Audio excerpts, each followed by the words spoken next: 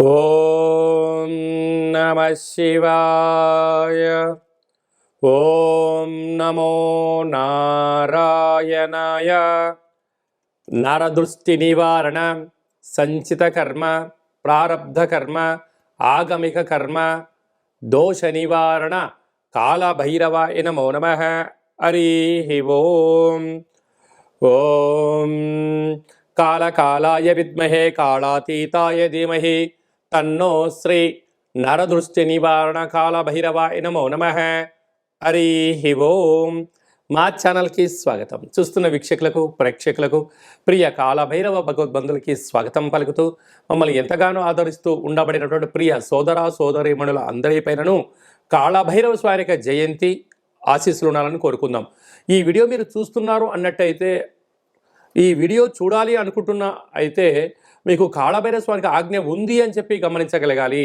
ఈ వీడియో ప్రారంభం నుంచి చివరి దాకా మీరు ఎప్పుడైతే చూస్తారో కాళభైరవ స్వామికి ఆశీస్సులు కలిగి అష్ట కష్టాలకు స్వస్తి పలికి అష్ట ఐశ్వర్యాలకు ఆనందాలకు రాజభోగాలకు మీరు అర్హులు అవుతారు అని చెప్పి కాళభైరవ స్వామికి ఆజ్ఞ చేత మీకు చెప్పడం జరుగుతుంది.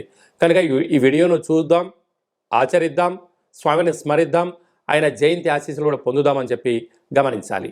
1/12/2024 నుండి 31/12/2024 వరకు పుట్టినటువంటి వారందరూ కూడా ముందస్తుగా జన్మదిన శుభాకాంక్షలు.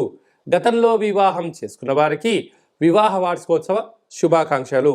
ద్వాదశ రాశుల్లో గ్రహ గమనాల్ని ఒకసారి వీక్షింపచేద్దాం. వృషభ రాశిలో గురు సంచార స్థితి శత్రుస్థానంలో, కర్కాటక రాశిలో కుజ భగవానుడు నీచ సంచార స్థితి, కన్యరాశిలో కేతు సంచార స్థితి, వృశ్చిక రాశిలో రవి బుధ సంచార స్థితి, బుధాదిత్య రాజయోగము, ధనుసు రాశిలో శుక్ర భగవానుడు సంచార స్థితి, కుంభరాశిలో శని భగవానుడు స్వక్షేత్ర సంచార స్థితి, మీనరాశిలో రాహు సంచార స్థితితో ద్వాదశ రాశుల్లో గ్రహ గమనాలు ఈ విధంగా ఉన్నాయి. కనుక స్వామివారి యొక్క ఆశీస్సులు పొందుదాం, కష్టాలకు స్వస్తి పలుకుదాం, ఐశ్వర్యానికి స్వాగతం పలుకుతాం. అదే కాకుండా 2024 స్వస్తి పలుకుతూ 2025కు స్వాగతం పలుకుతూ ఈ యొక్క సంవత్సరం చివరి ఎండింగ్లో ఎలాంటి యోగాలను పొందాలో కూడా తెలుసుకుందాం. ప్రధానంగా మనకు ఈ సంవత్సరము 2024 కనుక 8 సంఖ్య, అందులో 31 4 సంఖ్య, మంగళవారం పూట అమావాస్యతో వచ్చింది. కనుక ఇలాంటి అమావాస్య తిథుల ఎందున అంటే మనకు సంపూర్ణమైన సంవత్సరం చివరి ఎండింగ్లో ఎలాంటి విధి విధానాలు పాటించాలి, ఏవి చేయొచ్చు, ఏవి చేయకూడదు. అలాగే డిసెంబరు 1వ తారీఖున కార్తీక మాస అమావాస్య ఆదివారంతో కూడుకున్న అమావాస్య ఉంది కనుక ఎలాంటి విధులు పాటించాలో కూడా సంపూర్ణంగా తెలుసుకుందాం. కుంభరాశి వారు ఈ ఆదివారం అమావాస్య సందర్భంగా, కాళభైరవ జయంతి సందర్భంగా, ఆంగ్ల సంవత్సరం చివరి మాసంలో ఎలాంటి కష్టాలు ఉంటాయి, ఎలాంటి వీటిని ఎలా తొలగించుకోవాలి, అదృష్టానికి ఐశ్వర్యానికి స్వాగతం ఎలా పలకాలో ఈ వీడియోలో తెలుసుకుందాం. కుంభరాశిలో ఏ నక్షత్రాలు వస్తాయనగా ధనిష్టా నక్షత్రంలోని 3వ పాదం, 4వ పాదం, శతభిష నక్షత్రంలోని 4 పాదాలు, పూర్వభాద్ర నక్షత్రంలోని 1, 2, 3 పాదములు కలిపితే కుంభరాశి అవడం జరుగుతుంది. కుంభరాశి యొక్క అధిపతి శని భగవానుడు. చాలామందికి పుట్టినటువంటి కాల సమయంలో డేటా ఆఫ్ బర్త్లు లేనటువంటి వారికి పేరు యొక్క మొదటి అక్షరాన్ని అనుసరిస్తూ ఆ రాశిని తెలుసుకునే ప్రయత్నం చేద్దాం. గు, గే, గో, సా, సి, సు, సే, సో, ద అక్షరాల వారందరూ కుంభరాశి జాతకులే. కుంభరాశి యొక్క అధిపతి శని భగవానుడు. రాశిలోనే శని భగవానుడు సంచార స్థితి. 2వ స్థానంలో రాహు, అర్ధాష్టమ గురువు, 6వ స్థానంలో కుజుడు, అష్టమంలో కేతువు, రాజ్యస్థానంలో బుధాదిత్య రాజయోగం, రాజ్యస్థానంలో లాభస్థానంలో శుక్ర భగవానుడు సంచారం చేయడం వలన 3 గ్రహాలు అనుకూలంగా లేకపోవడం, 5 గ్రహాలు అద్భుతంగా యోగించే కాలం ఉంటుంది. అదే కాకుండా ఏలనాటి శని మధ్యమ సంచార స్థితి. సంవత్సరము ఆంగ్ల సంవత్సరానికి చివరి రోజులు కనుక మీ జన్మ నక్షత్రం రోజున అష్టమి, పూర్ణిమ, అమావాస్య తిథుల ఎందున దూరావాయు జల ప్రయాణాలు పెట్టుకోకపోవడము ఉత్తమోత్తమం. అప్పులు ఇవ్వకపోవడము యోగదాయకం. ఉండబడిన దాంట్లో ప్రణాళికాబద్ధంగా చక్కటి ఆరోగ్యాన్ని ఏర్పాటు చేసుకోవడం, అసలు సీజనల్గా వచ్చేటువంటి జలుబు సమస్యలు కానీ, దగ్గు సమస్యలు కానీ, జ్వరం వచ్చేటువంటి పరిస్థితి కూడా చాలా అధికంగా ఉంటుంది. సకాలంలో తిండి, సకాలంలో నిద్ర, సకాలంలో తగు వ్యాయామం, ఆరోగ్య సూత్రాలు పాటించగలిగితే ఇదే మహాభాగ్యము అని చెప్పి గమనించగలగాలి. అదే కాకుండా ప్రభుత్వ అధికారులతో చాలా అప్రమత్తత చాలా అవసరము. చిన్న చిన్న విషయాలకు గొడవలు కానీ వాగ్వివాదాలకు వెళ్ళకపోవడం యోగదాయకం. మీరు ప్రయాణం చేస్తున్న వాహనాలు తగు స్పీడ్లో వెళ్ళడము, వీలైనంత వరకు వేగ నియంత్రణ మంచిదని చెప్పి గమనించాలి. ఇలాంటి కాల సమయంలో జలగండాలు, వాయుగండాలు, శత్రువులతో యుద్ధం వచ్చే అవకాశం పరిస్థితి ఉంటుంది. యుద్ధం అనగా మాటల యుద్ధం కానీ ఏదో ఎక్కడో ఇబ్బంది కలిగే పరిస్థితి ఉంటుంది. ఇలాంటి కాల సమయంలో పూజా మందిరంలో తెల్లటి కొబ్బరికాయలో నారికేల దీపాన్ని, కూష్మాండ దీపాన్ని ఏర్పాటు చేసుకోవడము, అయ్యప్ప స్వాములకు కానీ బ్రాహ్మణుడికి కానీ సాకలి వాళ్ళకు అన్న ప్రసాదాన్ని ఏర్పాటు చేయడం వల్ల సకల గ్రహదోషం తొలగిపోతుందని చెప్పి గమనించాలి. డిసెంబర్ నెల 1వ తారీఖు నుండి 31వ తారీఖు వరకు ముఖ్యమైన పండుగల గురించి క్లుప్తంగా సవివరంగా సంపూర్ణంగా తెలుసుకుందాం. 1వ తారీఖు కార్తీక మాసము ఆదివారము అమావాస్య సందర్భంగా మనం అందరము కూడా నివసించే ఇంటికి, వాహనాలకు, వ్యవసాయ క్షేత్రాలకు ఒక ఎర్రటి గుమ్మడికాయని కానీ ఒక బూడిద గుమ్మడికాయని కానీ దిష్టి తీసి పగలగొడదాం, నరదృష్టిని తొలగించుకుందాం. అలాగే ఆ రోజు వెన్నతో దీపం పెడదాం, పోలి అమావాస్య ఆశీస్సులు పొందుదాం. ఇంకొంచెం శక్తి కలిగితే మనము కొబ్బరికాయ, నిమ్మకాయ, తెల్లవాలు, ఆముదంతో కూడుకున్నటువంటి వాటితో వస్తువులు దిష్టి తీయించి బయట పడేసుకోవడం వలన సకల దృష్టి దోషం తొలగిపోతుందని చెప్పి గమనించాలి. అలా కుదరలేని వాళ్ళు ఈ కింద సంప్రదించండి. మీకు వీడియో కాల్ ద్వారా ఎలా చేసుకోవాలో కూడా మీకు చెప్పడం జరుగుతుందని చెప్పి గమనించాలి. మనకు 2వ తారీఖు నుంచి మార్గశీర్ష మాస ప్రారంభము. మనకు 7వ తారీఖున సుబ్రహ్మణ్యేశ్వర స్వామి యొక్క జయంతి. పుట్టలో పాల్పొద్దాం, స్వామిని స్మరిద్దాం, ధ్యానిద్దాం, సకల గ్రహ దోషాల్ని తొలగించుకుందాం. 8వ తారీఖున కాళభైరవ అష్టమి, కాళభైరవ స్వామి యొక్క జయంతి. కాలాన్ని మనం శాసింప చేసుకోగలగాలి అన్నట్లయితే, కాలం మనకు అనుకూలంగా ఉండాలి అనుకుంటున్నట్లయితే, ఏ పనులైతే మనం చేస్తున్నామో ఆటంకాలు తొలగిపోవాలి అనుకుంటున్నట్లయితే స్వామిని స్మరిద్దాం, ధ్యానిద్దాం, కుష్మాణ దీపాన్ని పెట్టుకుందాం, ఒక ముడుపును కట్టుకుందాం, ఆయన ఆశీస్సులు పొంది తిరుగులేని చక్రవర్తులుగా స్వాగతం పలుకుదామని చెప్పి గమనించాలి. 14వ తారీఖున మార్గశీర్ష మాస పూర్ణిమ, దత్తాత్రేయ స్వామి యొక్క జయంతి. అత్రి మహాముని అనసూయ మాతలు కలిగినటువంటి సంతానం కనుక స్వామిని స్మరిద్దాం, గురుచరిత్ర పారాయణం చేద్దాం, స్వామి యొక్క ఆశీస్సులు కూడా పొందుదాం.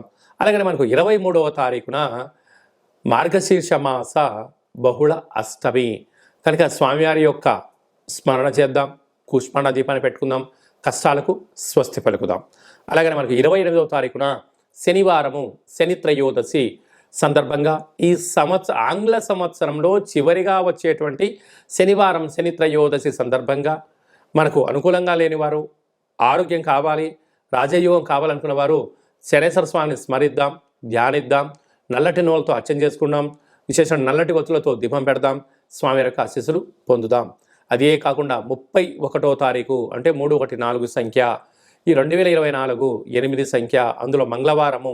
ఈ యొక్క సంవత్సరం అధిపతి కూడా రాజు కుజుడే అయ్యాడు కనుక వీలైనంత వరకు సంవత్సరం చివరి రోజున వీలైనంత వరకు 100% వరకు మనము దూర ప్రయాణాలు, వాయు ప్రయాణాలు, జల ప్రయాణాలు, కలహాలు, గొడవలు, ఆవేశమైన నిర్ణయాలు తీసుకోకుండా ఉంటే చాలా మంచిది అని చెప్పి గమనించగలగాలి.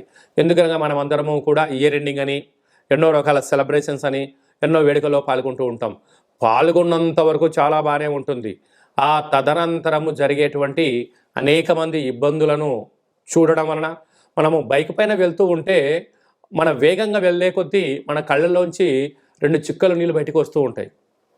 అంటే మనకు దేనికి సంకేతం చెప్తుందంటే, బాబు మితిమీరిన వేగం పనికిరాదు, నువ్వు నీ కంటిలో నుంచి చుక్కలు బయటకు వస్తున్నాయంటే నీ కోసం ఎదురు చూసేవాళ్ళు నీ తల్లిదండ్రులు, మీ భార్య, పిల్లలు నీ ఇంటి దగ్గర ఉన్నారు, మితిమీరిన వేగం పనికిరాదు అని చెప్పి మన దేహము ప్రకృతి ద్వారా చెప్తుంటుంది.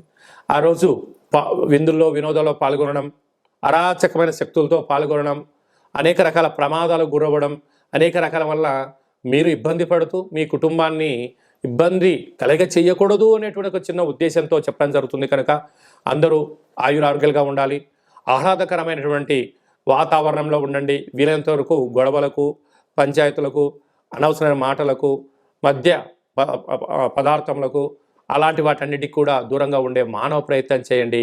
స్వామివారికి ఆశీస్సులు పొందండి. వీలైతే దైవనామము, ఆధ్యాత్మిక చింతన, వీలైతే అయ్యప్ప స్వామి యొక్క స్మరణ, కాళభైరవ స్వామి స్మరణ, ఆధ్యాత్మికమైన జీవనంలో ఆ ఒక్క పూట ఉండండి.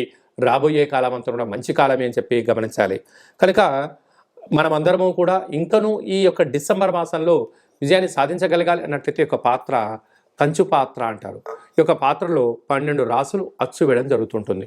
ఈ పాత్రను ఎలా ఉపయోగించుకోవాలి, అదృష్టానికి ఎలా స్వాగతం పలకాలో మనం తెలుసుకుందాం.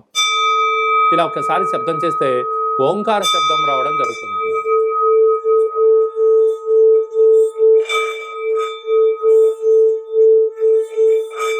ఈ యొక్క శబ్ద తరంగాల వలన ఇంట్లో మనం ఏదైతే అనుకుంటామో ఓంకార శబ్దం కారణం వలన, కాళభైరవ స్వామి స్మరణ వలన ఇంట్లో ఉండబడినటువంటి సకల దరిద్ర దేవత గ్రామ సంచారంలోకి వెళ్ళిపోవడం, గ్రామంలో సంచరించేటువంటి మహాలక్ష్మీదేవి గళ్ళు గళ్ళుమని ఇంట్లోకి రావడం, యంత్ర ప్రయోగాలు, మంత్ర ప్రయోగాలు, తంత్ర ప్రయోగాలు, తాంత్రిక ప్రయోగాలు, నరదృష్టి, సకల కర్మల యొక్క దోషం తొలగిపోతుందని చెప్పి గమనించాలి. ఈ యొక్క పాత్ర, కాళభైరవ స్వామి యొక్క పిరమిడు, డాలరు, కంకణము, 27 రకాల వస్తువులతో దిష్టి తీయించడం జరుగుతుంది. మీ పేరుపైన గోత్రంతో ప్రత్యేకంగా పూజా కార్యక్రమం చేయించి మీకు వీడియో కాల్ ద్వారా చూపించి స్వామివారి యొక్క ప్రసాదాన్ని, అక్షయ పాత్రను మీ ఇంటికి కొరియర్ చేయడం జరుగుతుంది అని చెప్పి గమనించాలి. ఆసక్తి గలవారు ఈ కింద నెంబర్ సంప్రదించి స్వామి యొక్క ప్రసాదాన్ని స్వీకరిద్దాం. అలాగనే ఉప్పుల యందు సముద్రపు మంచుతో తయారైనటువంటి సైంధవ లవణం ఉప్పు వేరయ్య అంటుంటారు. ఈ ఉప్పు దీపాన్ని ఇంట్లో పెట్టుకుందాం. సకల దుష్టగ్రహాలను తొలగించుకుందాం. మంచి నిద్రని, కలహాలు లేని జీవితాన్ని, ఆటంకాల జీవితాన్ని స్వాగతం పలుకుతామని చెప్పి గమనించాలి. అందుకే ఉప్పు దీపం ఎక్కడైతే ఉంటుందో అక్కడ ఐశ్వర్యము, లక్ష్మీదేవి తాండవ మారుతుందని చెప్పి కూడా గమనించాలి. అలాగనే మీ వ్యక్తిగత జాతకం తెలుసుకోవాలనుకుంటున్నారా? మీ యొక్క పేరు, పుట్టినటువంటి తేదీ, నెల, సంవత్సరం, సమయం రాసి వాట్సాప్లో పంపించినట్లయితే 100 సంవత్సరాల జాతకాన్ని వ్రాసి మీకు పంపించి పుట్టినప్పుడు గ్రహ గమనాలు ఎలా ఉన్నాయి, ప్రస్తుతం ఎలా ఉంటున్నాయి, రాబోయే కాలంలో ఎలా ఉంటున్నాయో సవిరంగా తెలియజేయడం జరుగుతుంది. చాలామందికి పుట్టినటువంటి కాల సమయంలో డేటా ఆఫ్ బర్త్లు లేనటువంటి వారికి మీ పేరు యొక్క మొదటి అక్షరాన్ని అనుసరిస్తూ ఆ రాశిని తెలుసుకొని ప్రయత్నం చేద్దాం.